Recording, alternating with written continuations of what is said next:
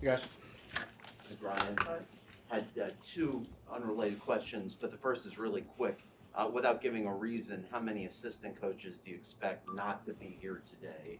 And then also, what appealed to you about Reed as your third quarterback to keep around and develop, and what specific skills do you all like in him? The first question, one, Reed. I think he's smart. I think he's done a good job learning the offense. Um, I think he's taking command of his group when he's in there. Um, I think he's made some nice throws. And I think he's working hard and improving on a daily basis. Coach, for years, players who are unhappy with their contract and perhaps demanding or requesting a trade would hold out. They would stay away from the team. Times have changed. Now players hold in. Xavier is unhappy but present. How do you view the hold out versus the hold in?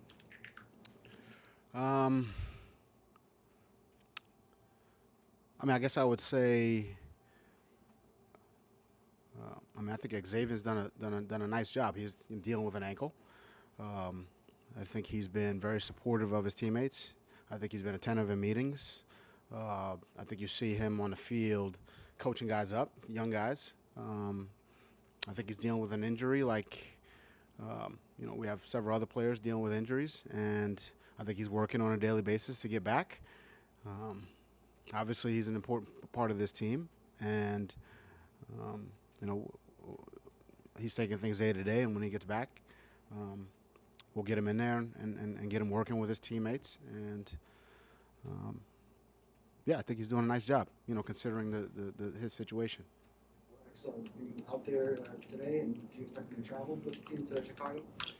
Yeah, we're gonna walk through today. Expect X to be out there. Again, he's dealing with something. Let's call it day to day, but I know it's a walkthrough today, so I expect him to be out there. If he's we're taking things one day at a time. So as far as like who's traveling to Chicago and things like that, we expect to bring him to Chicago. But there's a lot going on here as far as COVID and injuries and things of that nature. So I'm not, I wish I had a crystal ball and could tell you exactly who's going to win and who's going to be here. But I don't. And we'll take things one day at a time. But assuming all things are, guys are healthy and guys are available, yeah, he'll be there. Brian, could you see any scenario where you and Chris acquiesce to his trade request, or do you want him on this team, period? He will be on this team, period. We don't want to trade X. You can write that down. So he's a very good player. He's a big part of the team. We don't want to trade him. Have you and X, and I know you declined to discuss details of conversations, but can you share if it's true? Have you and X had any productive or positive conversations over the last week, either in your office or on the field? Yeah, I talk to X pretty much every day. I think every conversation is productive. We've gotten into specifics of,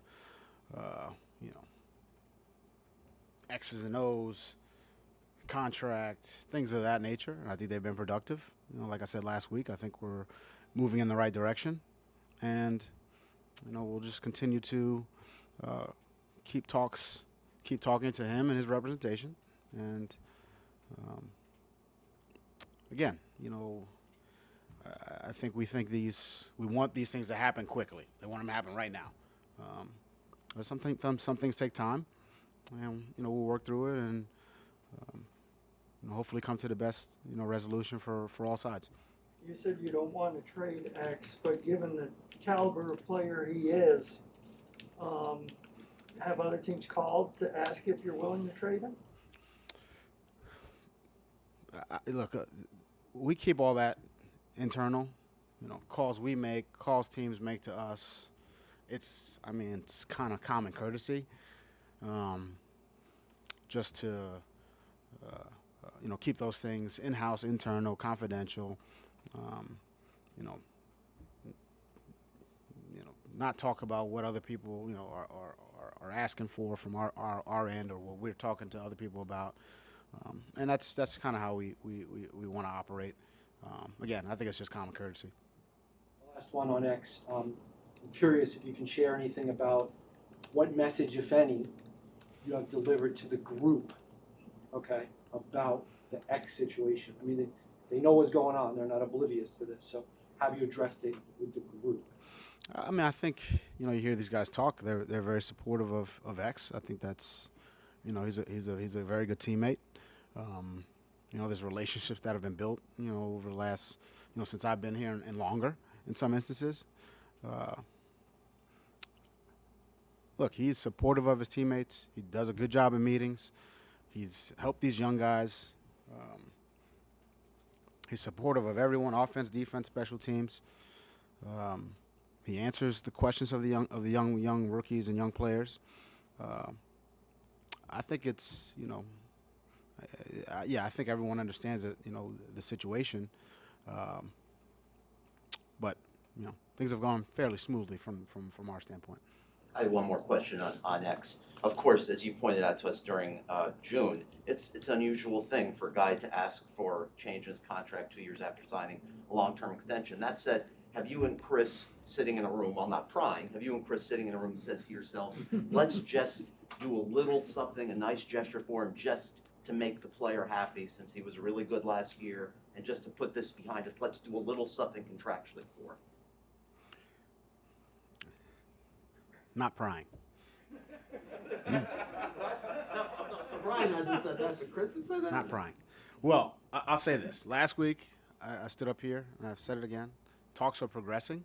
I'm not going to get into the details of those conversations, but talks are progressing. You take for that what you want. And, again, this isn't – so these things, they take time. But as long as the lines of communication are open, as long as, everyone's willing to compromise, then, we can get something done. Thanks for being a good sport on all Thank this. you. Yeah. Thank you. Noah Igbinoghene, for a long time, you and the coaches have described him as and I hope this isn't a trigger word or a negative connotation, a developmental player. Okay, I hope that word doesn't set you off. But No, we're all developing. I'm developing. None of us are. But what are the things that he does need to start to form pretty quickly in his game? I mean, I think we're all developing. I think when you're a rookie, a first, second-year player, third-year player, 10th-year player, there's always something you can improve and get better at. I think that's the case with Noah. I think he's working hard. I think he's doing all the right things in the meetings and the walkthroughs, and we just need to continue to work on the techniques, the fundamentals, believe in the techniques and the fundamentals, apply those techniques and fundamentals in practice, and I think over time he'll have success and he'll get better, and we're just trying to make incremental improvements on a daily basis. I think that's the case for all of us. Okay, players, coaches, support staff, everyone in our building. And, Noah's no different. He's got more of obviously a spotlight on him than some other people, but he's working hard, and, if he keeps working the way he's working, he'll make improvement. Brian, how close are Will Fuller, Jalen Phillips, and Van Ginkel to being able to do individual or team drills again, do you think? Day to day. Every day they're getting better, or I should say every day they're working to improve and get better, and I would say they're all getting better. I know you guys want me to say it's day to day or week to week, but I just take things one day at a time, so everything's day to day to me. Just so I know you asked that last week. So those guys are working to get better on a daily basis, and that's all we can really ask of them. So get your treatment, get up, get your treatment, get more treatment. Get in the hot tub, get in the cold tub, work out, work on your conditioning, do a good job in the meetings, and they'll get out there as soon as they can. They want to be out there. I know you guys are cross-training people on the offensive line at this point, but at what point do you worry about chemistry development?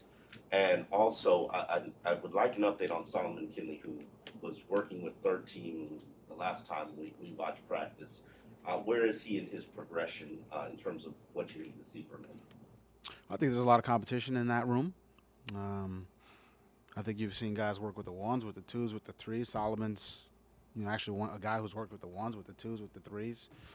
But again, like I've said, numerous times, it doesn't really matter where what group you're with. It's, is your, from alignment, assignment, responsibility, a technique, fundamental, are you doing the right things? And that's for each player. And that's really what we're looking for. And that's what's being evaluated. So it doesn't matter what group you're in. Are you taking care of business when, with the reps that you have? As far as the team chemistry or chemistry along the offensive line, I think it's very important. Very valid question. Something that we don't, take for granted at all. At some point, we'll kind of narrow this thing down to, let's call it 5, 6, 7 guys, because we got to have at least 7, 8 guys at the game, and whatever for 5 of that group has to have the chemistry you need to be an effective offensive line. So there'll always be some moving parts. I know. I think we all like to say, hey, it's just 5 guys and let them play and let them work. But again, I think Barry asked us the other day. We got to get some other guys in there too, so that chemistry with the 6th lineman, the 7th lineman, there's not a big drop off, because inevitably that's going to happen. So if you want to see all 5 every day for days and weeks in a row, I'm sorry, it's just not going to happen. I just don't think that's the best thing for the group overall. And but yeah, we're gonna narrow this down to let's call it 7, 8 guys at some point. Good feel for 6, 7, 8. Early on, yes. I mean, look, there's some guys who are ahead of others. I mean, that's up to this point, but we still got, the practices against Chicago will tell us a lot. The preseason games will tell us a lot. So, Ann told me you guys we're keeping score on this, but it's still early. It's still very early. But the Chicago practices that'll go a long way. The preseason games, that'll go a long way. And I just think, we're not going to make a full-on evaluation or declaration of who's who until we get through that. Still early. Where is Still early. Still early. Still early. Speaking of developing players, if we can go back to that for a second, where is Dervell in his development? I think he's doing a nice job. He's having a nice camp. I think this is year 3 for him. His first year was the D lineman. We moved an offensive line after training camp. So, let's call it roughly 2 years. Training on the offensive line, I think he's made steady improvements. I would say, look, this guy is big, strong, athletic, fast. He just, I think it's the kind of football acumen and techniques, fundamentals, things of that nature, and I would say he's made significant improvement over the last 2 years. And he's gone in and done a nice job. Mental errors are down, technique's better, and we'll just continue to see if he continues on the trajectory that he's on, and try to build on it on a daily basis. And I think he's off to a good start, but once you start getting into day 7, 8, 9, 10, practice against Chicago, playing a game, we'll really get a good feel for what this is. I want to ask about the running backs, especially Gaskin, how he's looked to you, and also we didn't see Malcolm Brown last practice, and Sabin Oddman, how is he coming along after he was in the red jersey?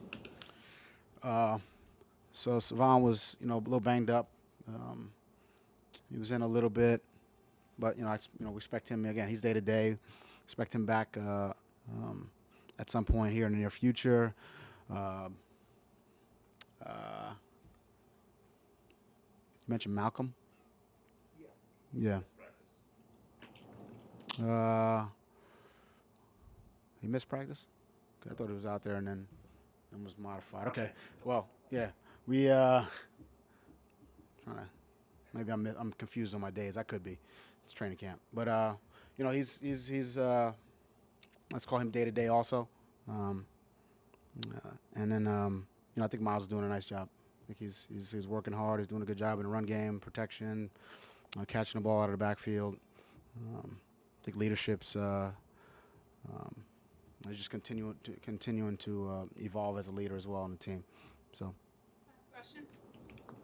Javon pulled off his first interception of training camp. The last practice we watched, which was Wednesday. Training camp. I That's know. how it goes. Where is he in his development? I know you guys were working Jason at cornerback, but is he ready for the heavy responsibility of that free safety spot? Yeah, I would say, he's doing a lot of good things. He's smart. He's tough. It's important to him. We're asking a lot of him. Multiple positions. I think he's doing a nice job. But it's not necessarily the interception, and that's a good play and one everyone kind of sees. But it's getting guys lined up, getting himself lined up, being in the right position, being in a good position to make a last line of defense tackle. Communication with the corners, with the linebackers, down a distance situation. I mean, there's a lot that goes into that position. I think he's taken on that responsibility and been very,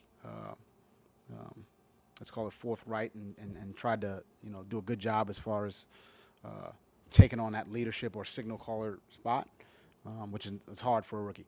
I would say to step in there and tell somebody else say what to do, but that's what the position calls for. So he's growing, he's getting better. Still a long way to go, and again, I think the next few practices, for us these next 2 days, and then or in 3 days, and then Chicago, and then the preseason game, and then we'll just try to make steady improvements. All right, thank you.